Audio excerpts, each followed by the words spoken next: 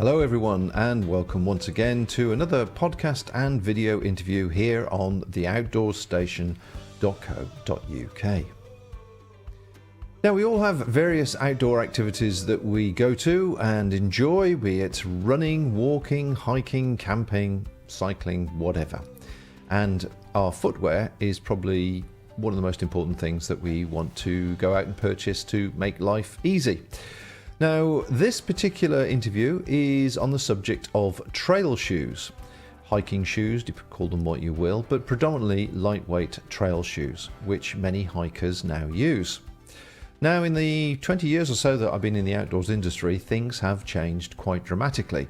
And obviously now there's a lot more design, sustainability, innovation, products, etc. on the marketplace that there was several years ago. And of course, brands have come and gone. So I'm completely confused these days on the plethora of offerings available from all the trail shoe companies. However, I know a person that knows a lot more about it than I do, and that is Claire Maxted, who runs Wild Ginger Running. Now, Claire was the co-founder and original editor of Trail Running magazine, so that makes her the ideal person to talk to about the changes that have taken place over the last 15 years or so related to shoes, where they're going, and what exciting things are currently available. I spoke to Claire earlier on this afternoon, and I thought I'd ask her to introduce herself to people unaware of Wild Ginger Running. So Wild Ginger Running is my YouTube channel. It's all about trail and ultra running. So if you're a beginner or an intermediate trail and ultra runner, everything you need to know will be on that channel. So we've got advice on nutrition, training plans. There's interviews with elite athletes, coaches, normal people as well. Actually, we do have a few normal people on the channel, so that you can get a bit of a mid-pack view of what certain races are like. We've got super long stuff. We've got normal trail races, like half marathon, 10k events. Personally, I'm training for a 100-mile race this year, so there'll be a little bit of 100-mile content on there. And then there's also there's a lot of gear reviews on the channel, which I think is what we're going to cover today. Wow, nice introduction. Yes, I mean, you've got a bit of everything there. And you've got a lot of followers now as well, haven't you? I think you've got, Yeah. I've lost my screen, 20-odd thousand, is it? 26,000 now. Yeah, congratulations. That's great. That really is good. And I knew you when you first started this, so that's what, in 6 years, something like that? Yeah, I think it's 6 years. Yes, I started in 2017. So yeah, and I haven't done as much as I could have been doing over the last 2 years as well because of having Finley. He's 2 now. So yeah, I'd say that's not too shabby. Yeah, I'm very, very impressed. Okay, so as you rightly say, we're going to be touching on equipment, and in particular, what I wanted to do was talk about trail shoes. Now, trail shoes for running and also trail shoes that people might use for walking, because things have changed over the years, and obviously there's all sorts of development going on with innovation and that sort of thing. So I thought you're the perfect person to ask about what has changed over the last few years, and then we'll come on to what perhaps people should be looking for when they're looking for the ideal shoe for them. Yes, it's funny that you say looking for the ideal shoe, because last year I spent the whole of last year looking for the ideal shoe. So behind me, I don't know if you can see there's probably about 30 boxes of shoes, and I have been searching for the perfect pair of shoes, and I can categorically say I have not found it yet. So it is a holy grail. Okay, so what would you take us through then when we actually start looking at recent shoes? Because as I say, you've got 30 boxes there, and I know you've got a few more shoes by your feet, I'm sure. So how do you want to look at this? Yeah, so you wanted to talk about the history of shoes. So 15 years ago, I was working on Trail magazine, the hiking magazine. I come from a hiking background, so that time there was a lot of fast packing going on. So there was already a movement into more lightweight hiking boots. And then once I got into the running arena, I suddenly found that all the runners, like fell runners and just general trail runners, they were all just using grippy trainers to run exactly the same things as I was previously using hiking boots for. So I do own a pair of hiking boots now, but I only use them when it's really, really cold. So like really, really snowy or windy and rainy, and I know that I'm not going to be running. I'm just going to be standing around or walking. So I actually, if I'm even hiking in the mountains now, I'll just use a pair of trail running shoes. So I don't know if it's not really a shift in what people do. It's just what I do. Like once you've been a runner and run on that kind of terrain, you realize that you don't really need a hiking boot necessarily, unless it's really, really cold. Because I was always taught in the olden days that you need ankle support. Well, that's not true. I don't think. If you can run over it, you can definitely walk over it. Well, we're on exactly the same wavelength, and I was just about to ask you the ultimate question on that point, boots or shoes. And I feel personally, like yourself, I only wear boots when it's winter, where, as you say, standing around, and generally then it would probably be Wellingtons, to be honest. But the whole ankle protection thing is it's not one I really ascend to anymore. And personally, I find I'm unsafe. I feel unsafe or unstable in boots. Do you find that at all? Just out of curiosity? Yeah, it's funny you said that, because I did wear, it's been quite snowy around here lately, and we went to Belton Hall light trail, and we were going to be standing around. Finley was, he's little and he doesn't walk very fast and things. So I wore boots, and not only did I not realise boots have a really big heel stack under them, I'm kind of used to more of a 5mm to 0 drop shoe nowadays. So they have a huge heel stack. So I felt like I was on platforms and on a big heel. But yeah, I felt like really wobbly in them because I couldn't feel the terrain under my feet in the way that I'm used to. And I just felt dead clumpy, like if you were trying to scramble up some kind of rock face, you'd have to get used to having a big thing on your foot again. I was always taught by Graham Thompson, who was the gear editor on Trail magazine for a long time, that a boot is a tool for the foot. So you have to sort of work out how to use them and be practiced in using them to your full ability. So I would have to, if I was going to go back into snowy mountains or do kind of scrambling with boots on, I definitely would want to practice a bit first. But yeah, if it's cold, wear boots. And also for putting crampons on, for doing any kind of serious mountaineering, then obviously you need to wear boots.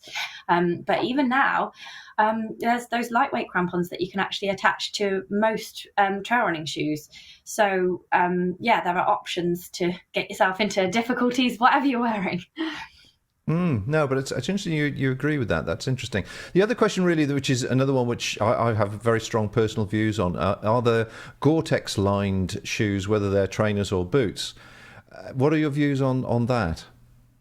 Yeah, I thought that was interesting that you emailed me about that one, because I do actually have a few pairs of shoes which are Gore-Tex lined, and those are useful for me when I'm doing my job, basically. So if I'm not competing in a race, but standing around, going over the same kind of terrain that the racers are going over, but I'm doing a lot of standing around, it might be cold, it might be wet, it might be windy, but I've got the opportunity to not have to splash through puddles or go through the bog because I'm not racing, so I can go around or, be more careful in that respect. Then I do find waterproof shoes quite handy, just in terms of keeping warm, because in a breathable shoe that you'd want to wear when you're racing, the moment your foot goes through a bog or goes through a bit of even long grass that's got dew on it, you get a wet foot immediately. And if you're going to be standing around, that's obviously really cold and squelchy and annoying.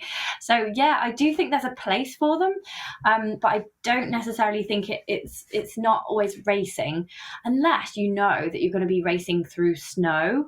I mean, snow and wind, dry conditions is where I'd use them. That's funny, isn't it? Because they are waterproof shoes, but I'd use them in dry, cold conditions, because if it's wet, cold conditions, they're just going to fill up with water and the water isn't going to come out. So you're going to end up with a really heavy shoe, which is presumably why you wouldn't wear them ever. But yeah, for working, I actually find them quite useful. Yeah. Well, I think I agree with most of that. Really, the particularly the bit that once water's inside them, it's inside them, and that's it. You can't get rid of it. But also, I find from a personal point of view, when I have been using shoes which are lined with any sort of waterproof membrane, my feet just get too hot and then they sweat too much and then I get loads of blisters. So in actual fact, I'd rather have them as airy as possible to obviously ventilate.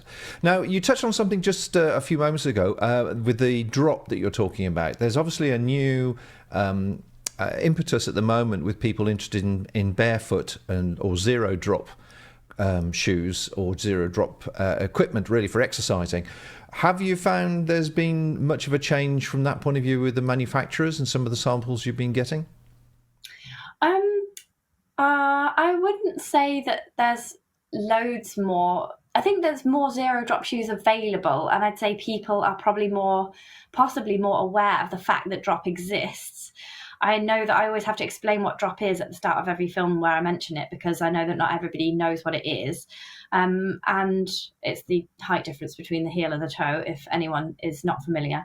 But certain brands have always offered zero drop shoe offerings, like Innovate. But yeah, I don't. Maybe more brands are offering lower drop shoes, and there might be more options for zero drop shoes available. But I was just looking into doing the shoe behind me that you see on my left shoulder here. That's a zero drop shoe from Innovate. I haven't really seen like a ton of zero drop shoes flooding the market, apart from there is one company that only does zero drop shoes, which is called Altra, the dedicated wide fit shoe company. And the reason behind it is just people think it's more natural, which it is. Obviously, it's more in keeping with how your actual foot is. Like, why would you put a big stack under the heel? But the problem is that if you're not used to it, then your muscles and tendons, your Achilles tendon and your muscles in your calf, they can have a bit of a hard time adapting to the forces that you're putting through it with running. So the key is to transition gradually, whatever drop you're used to. I would personally probably only drop by a couple of millimeters every couple of months. Or if you want to go straight to zero drop and you're used to, say, 8 mil, I'd probably buy some 4 or 5 mils as well, and run in those for a bit as well, kind of rotate around and do short runs in your zero drops, just like a mile, then a couple of miles, and just take a year to fully get into those zero drops, I would say. Okay. Well, let's talk about the shoe design then, and whatever changes that have taken place in recent years, if we would, with a particular interest or consideration rather, to the grip, because the sole is a very important part of the shoe, obviously the fit and all the rest of it, and the design, which I'm hoping you're going to tell us about. But I'm also very aware that certain shoes from pretty well-known brands sometimes are very, very slippy on wet rocks, for example, and others are very good. So perhaps you could share your expertise in that area. Yeah, so in the good old days, I suppose the grippiest shoes that you'd get would be Walsh's, and they were quite hard. The grip was just cut out of a square of grip, so it was quite square, and you didn't quite know whether you'd get the edge bit with a bit of grip, half a grip, or no grip, or there wasn't really any. There wasn't a pattern to the sole. There was just grip stuck onto a shoe. So they needed a little bit of wearing in, from what I can gather. But loads of people loved their Walsh's. The Walsh PB Elite was a really, really popular shoe, and I believe they're still made. And yeah, they were really, really popular. So since then, there's just a lot of variety, really. A lot of variety has happened. A lot more lightweight shoes are on the market now, and the price has skyrocketed. So I have tested about 30 pairs of shoes this last year. I did an average price and weight for all of them, and the average price is £140 now for a trail running shoe, with the most expensive one being I think the Mont Blanc Boa here, which is £185. So yeah, so this is a pair of Altra shoes. They're wide fit and zero drop, but they've also got this double boa system here, which is really interesting, because if you're going to use a boa lacing system, which is a turning dial for a trail running shoe, then it makes sense to have it in 2 places rather than just the one. I did review this pair as well, which are from Adidas. They've just got the turning dial just here. Again, it's a boa dial lacing shoe. So you can only really cinch it in one place, so you don't have any control really over this bit here, up at the front here. All you have is just it getting a bit tighter towards the dial. So for me, this is a good reason to use dial lacings. The other reason that it's good to have a dial here is that if you're doing a long race, your foot can swell in the midfoot area. And so rather than having to totally unlace your whole shoe, you could just pull this up, give yourself a little bit of breathing room, and then just either dial it back in or just leave it. So you can, in mid-run, you can adjust the midfoot. So that's a really exciting kind of progression in shoes. The rest of the shoe, it's a little bit, the heel isn't really gripping properly. So it's not like my favorite shoe, and it's not the one I'd recommend to everybody, but that is an interesting new development. The only other, there was a Reebok shoe, or it was a New Balance, the Helios, I think, that did have a double BOA lacing system on it in 2012. But as far as I can see, that's been discontinued, and that's the only other shoe that I can see that's got a double BOA on it. So that's taken from the ski world, obviously. So question, that all looks fantastic technology, but realistically now, the not the thread, what do they call it? The lace system. Are they durable enough to take very rough, coarse gorse and that sort of stuff you're going through? And the sole is obviously a Vibram sole, which is that's one of the best grippy soles that there is, isn't it? Yeah, it is.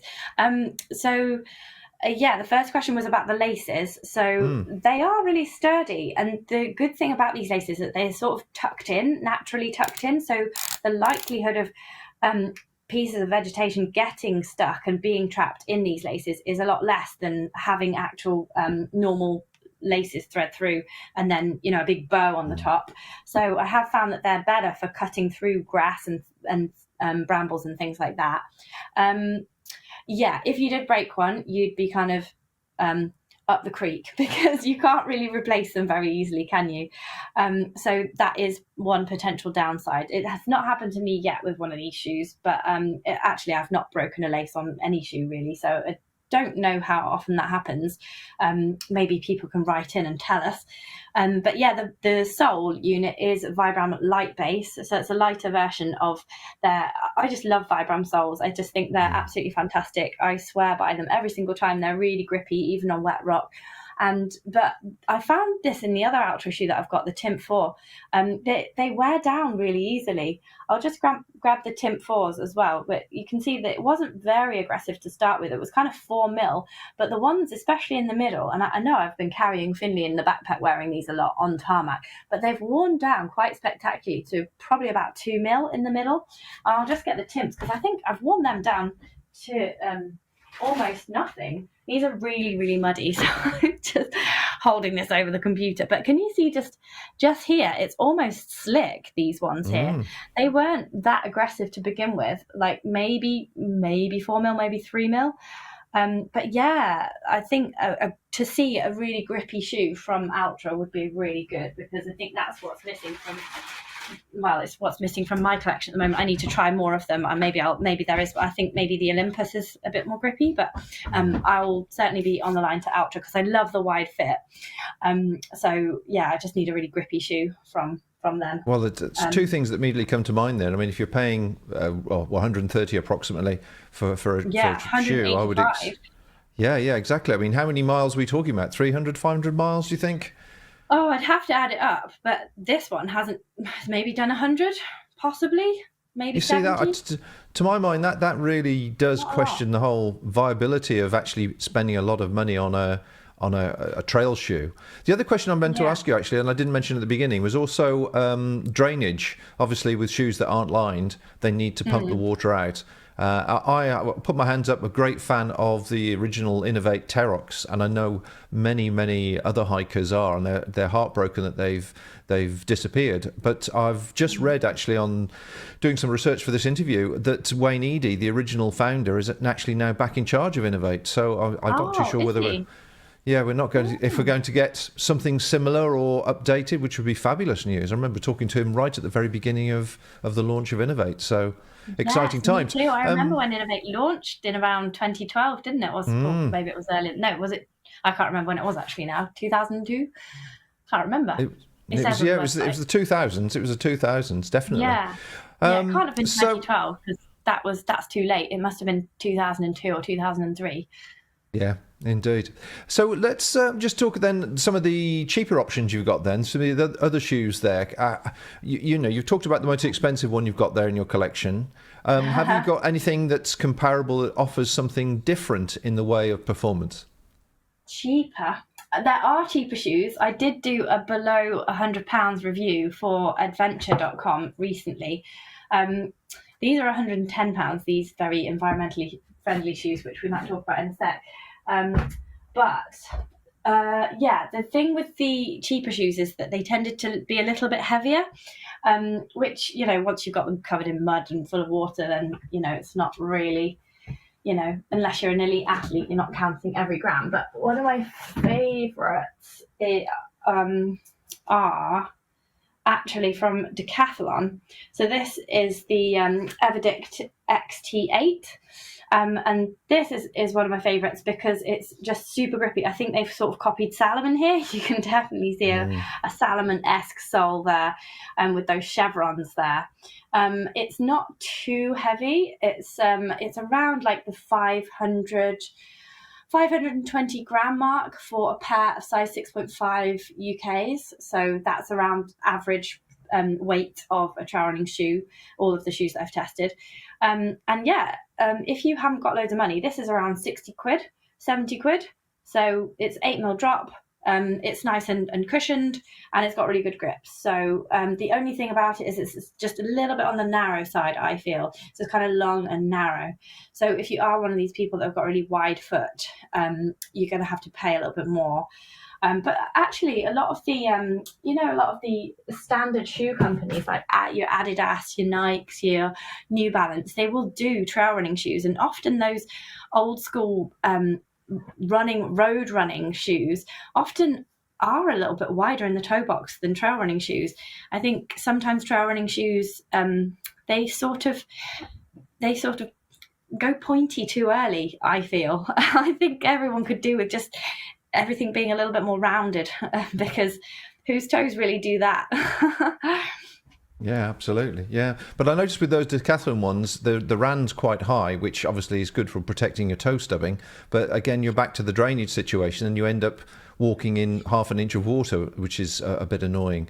So yeah, a bit of a heavy shoe. Yeah, I don't often find much drainage problems with shoes. Really, it's not something that's, when I've been testing the shoes, it's not something that stood out loads.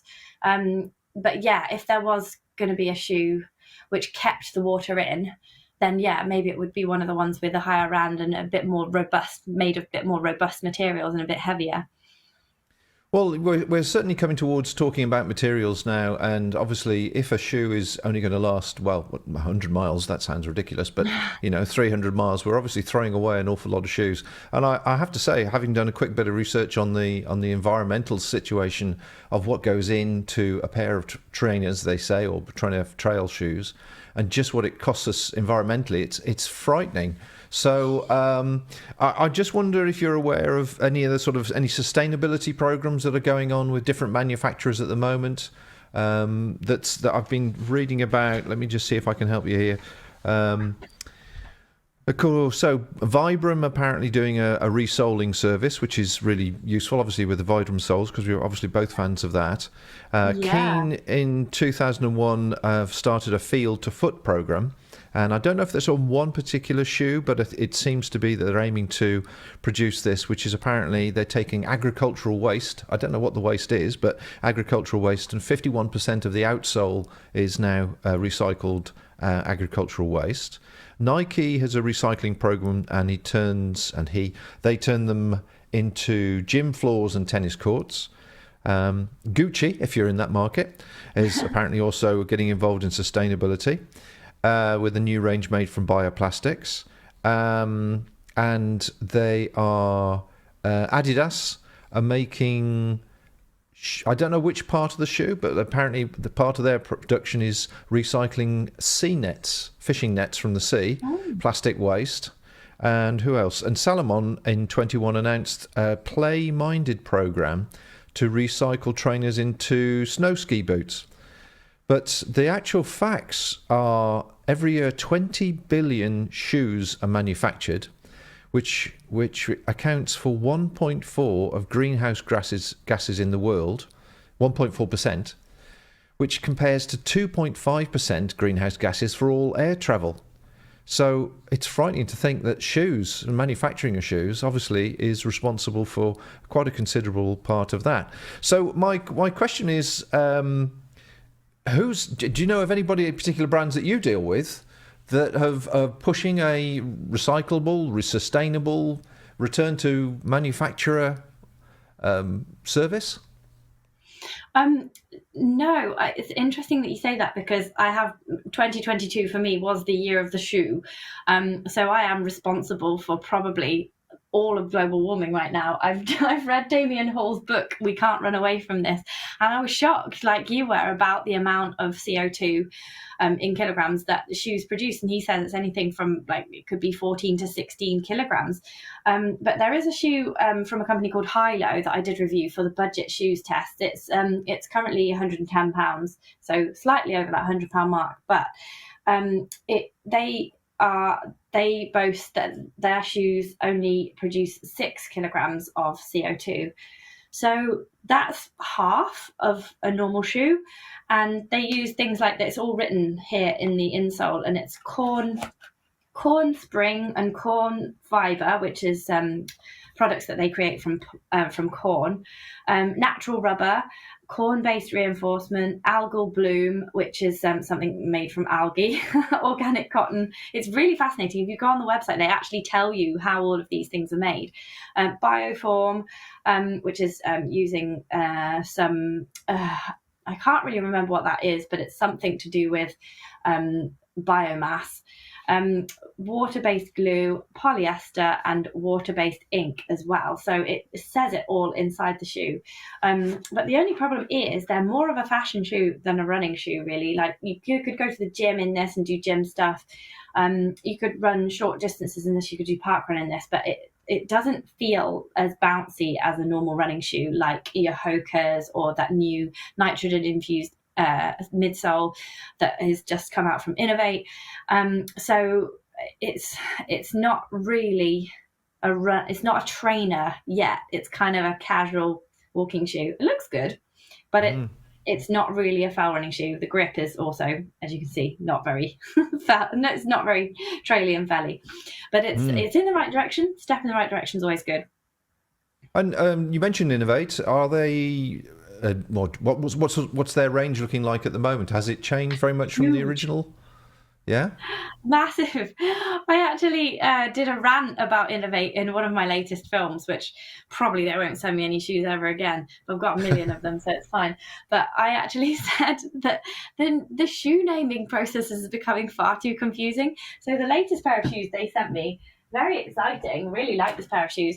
It's called, let me see if I can remember, the Innovate Trail Fly Ultra G280. So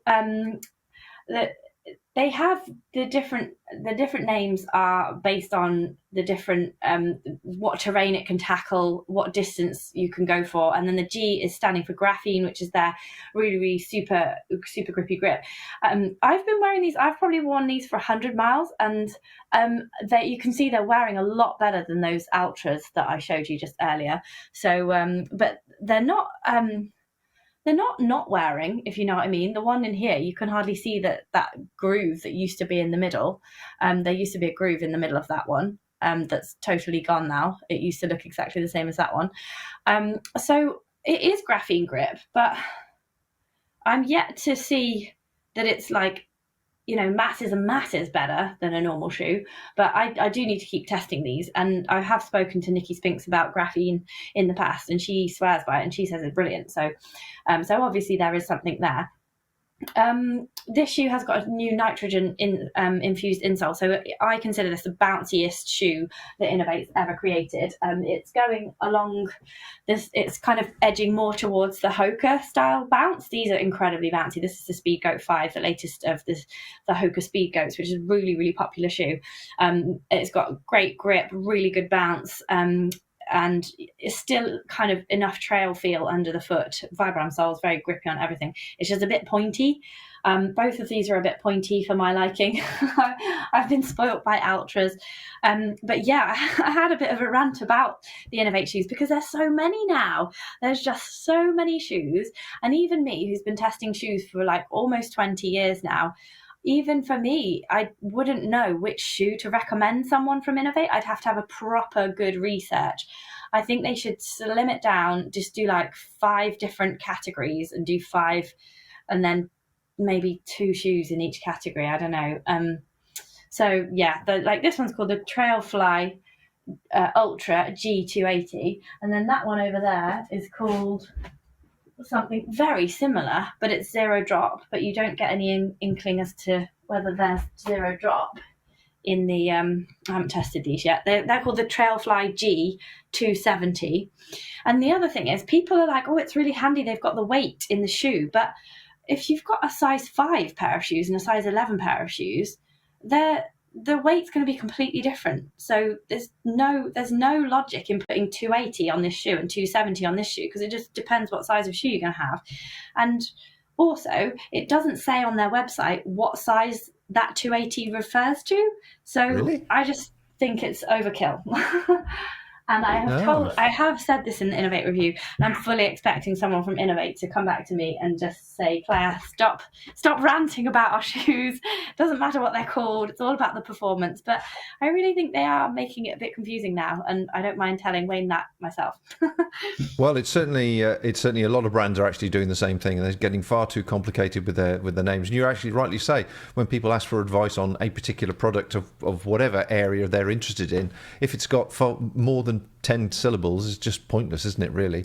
Yeah, because you can't focus. It's not that it's long as such, it's just that they're all quite similar. So like there was the Rock Light, and then there was the Trail Rock, and then there was the Mud Claw, but before that there was something else. And I could do Mud Claw and Trail Rock. What was it? The first one they ever made. I can't remember what it's called now. I just renamed that shoe Brian for the whole review because I just couldn't remember all the names. I called it the Terrafly one time as well, and then I called it the Terrafly in an Instagram reel, and the PR guy said, thank you for doing the reel. It's very kind of you, but actually it's not called that. I was like, oh no. Right. That'll stick. It's called Brian. I like that. That's excellent. Excellent. Now, the Hoka is, I think that's how you pronounced it, and the Ultra are 2 brands that I've seen a lot of long-distance hikers wear, particularly the Hoka, when it looks like a boot, and their foot is actually sinks in and goes below the rand. It's quite, it looks like they're wearing moon boots. Yeah. Have you had any experience of those deep ankle ones? No, I haven't seen those. The only ankly ones, I've never actually worn ankly ones myself. I know Salomon also do ankly type running shoes, don't they, for Killian and stuff. But me and my colleague Vicky, she's just testing at the moment a pair of Scarpa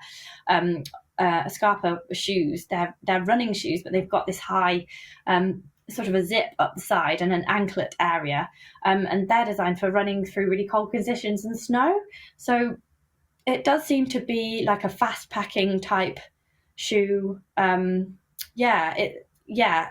In places where it would be really cold and wet, it's sort of like having an integrated gaiter into the trail running shoe. So yeah, they do seem like good options to me. It's like a lightweight hiking boot, I suppose, isn't it? More flexible, but with that more ankle protection, not in terms of keeping you stable, but in terms of keeping you warm and dry and debris free, perhaps.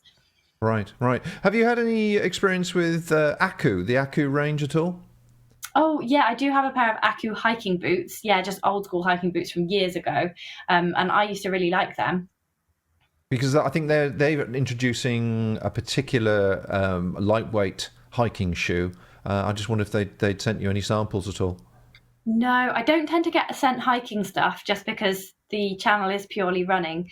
But yeah, I suppose Scarpa is a crossover brand, aren't they? They were originally into mountaineering, so they're sort of going backwards into the making running shoes into more hiking boots. But yeah, it does seem like a really good option if you're going to do some hiking. But maybe I should try a pair. They do sound interesting.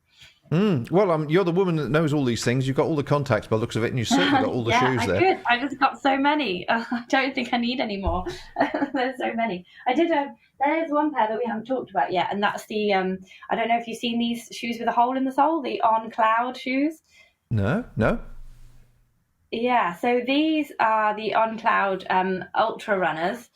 They're very expensive. They're £150. They've got a sort of a sock linery thing, which is really comfy. It does hug the foot really well, but it does make it a little bit harder to get on, because obviously if you undo the laces, you can undo them as much as you like, but you can only stretch this so far. So I do find them a little bit hard to get on, not loads. But the most interesting thing about these shoes is the hole in the sole. So the first set of pair of shoes they brought out of this, good few years ago now, 4 or 5 years ago, possibly more. I went on a press trip, and they were just like bits of rubber coming out, like in these cloud bumps. What would we call them? Holes, like domes. And it was really bouncy. The shoe was really light, and you just were propelled by these sort of bouncy domes in the shoe. But as the shoes have got more and more popular, they are making more and more shoes with more and more just... It seems like the shoe is getting more and more normal, so the holes are getting smaller and smaller, and this is now just a normal sole, whereas before it just used to be dome. I've worn these quite a bit, and I've even hiked up Red Pike and High Pike and almost to Haystacks in these. They're kind of a little bit further away from the ground, so running in these isn't as good as running in a pair of less padded shoes. But I honestly can't tell that. I don't feel any benefit or detriment to there being holes in the shoe. Like, it doesn't feel like any different to a normal other pair of shoes. I don't feel propelled forwards in any way, and I don't see what the point of the holes is for, apart from that stones could get caught in there and never come out again, and mud will get in there and never come out again. So I just don't really buy it. £160, I wouldn't spend my £160 on this. But it has got a really interesting concept at the front here. It's got what they're calling a flip lock. So you can have this, it's got grooves in the plastic, so you can have it tight, or you can flip it over and it becomes looser. It's a little bit dark, you can't really tell, but it becomes looser. I see. Yeah. On the flip lock thing, you can turn it around, and that is a little bit on the way to that side boa dial that you saw with the Ultras. That's the only other shoe that will let you adjust the midfoot if you've got swelling mid-run, which I do think is a really nice idea. But if you were to put me in these and blindfold me and make me run, apart from falling over, I would not be able to tell the difference. I wouldn't be able to tell if I was in holey shoes or not. So maybe it's just me, but that is my experience. Marketing. It's all marketing, isn't it? But it's interesting because the first shoes that they made, you did feel a difference there. And it was basically, you were on, like, I'll draw a picture of it for you. It was like this. Shoe, boing, boing, boing, boing. The shoe, you were running on that. Basically, you were running on something that looked like that. It was almost felt illegal what you were doing. It strikes me, though, from a practical point of view, that I can see it working, but as soon as one of those loops breaks, perishes or whatever it may be, all of a sudden the shoe collapses. So, again, it's a great idea until that point. My argument, exactly. Yeah, it's for rich people with too much money and too much time on their hands. Oh, you cynic. No, it's just the truth. Right, well, let's just talk about a bit of marketing. Of course, if people want to know more about Claire and Wild Ginger Running, I do hope they would take a look at the links that are on the show notes. But, of course, you can visit Claire's website, which is wildgingerrunning.co.uk. While you're there, if I can just get my mouse to wake up, you can find in the, if I can just see it, the shop section, there is a remarkable book just here, all about, will it open up? There we go. The Ultimate Trail Running Book, authored by Claire, which has got everything. Now, tell us roughly a bit what's going on in that book, Claire, if you would. Yeah, so there's tons of stuff in that book. It's basically built to be your best buddy if you are a beginner to intermediate trail or slightly ultra runner. It goes up to 50k, but I'm currently working on the next one, which is the ultimate ultra running handbook. So that's for 50k to 100 miles and beyond. But yeah, it's all about getting you fit, confident, and skilled up to go from 5k off road to 50k off road, on anything in between. So there's training plans for all those distances. There's nutrition advice, recipes. There's injury advice, gear advice, like how to choose a backpack, how to choose running shoes, what to put in your first aid kit. There's a bit on basic navigation in there as well. There's some of the most amazing races around the world that you could try. There's some of the best races that I have done and challenges that I recommend. And there's lots of hints and tips throughout the book. It's written in a kind of a magazine style, we call it, with lots of like hints and tips and box out, so it's dead easy to read, lots of pictures. And there's loads of trail hacks throughout, and strength exercises, injury busting exercises, how to stay motivated. And there's also lots of, I'm really pleased about this side of it, especially as well as having voices from the pros and the elites and like really famous athletes in there. There's also got loads of stories from real runners. So every few pages or so, there'll be a real life story from somebody who's facing a real life problem or has overcome a real life challenge, and they're sharing their story in the book. So it does really feel like this was a joint project. Yeah, but there's everything in here that you need to make you a better trail runner in all senses. Like if you want to go further, if you want to go faster, and most importantly, if you want to enjoy your trail running more. That is the main thrust of the book. So absolutely, yeah. Enjoyment is good, and of course, you could always join Wild Ginger's trail and ultra running YouTube page and join her 24,000 and a bit subscribers I can see on the screen there. So there's plenty more information in there. And as you said earlier on, product reviews, races, interviews with different people. It's not all just you. I think you mix it up quite a lot with different people, don't you? Yeah, there's loads of interviews. Most weeks or every other week, I interview some elite athlete or a coach or a nutritionist or even normal people from time to time on the races that they've done and how to train for certain things and overcome certain injuries. And yeah, it's a massive free-for-all, basically.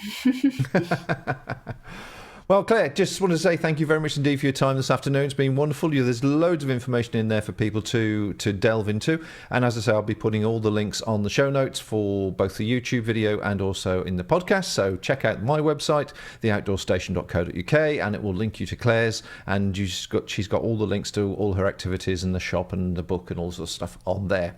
So I wish you well with your youngster and your never-ending search for the perfect pair of trainers. And when you find them, do let me know, because I'd love to talk to you about them. I know, I don't think I ever will find them. Well, my thanks go to Claire, of course, for taking the time to talk to us this afternoon. And I thought it was quite interesting, some of the changes, the design changes that she was talking about, but possibly quite disappointing, the fact that she was suffering from fairly swift wear and tear on the sole of some of the ones that she was showing us. Now, of course, we all dispose of our footwear, I suppose, every 300 to 500 miles, depending on obviously how often you get out.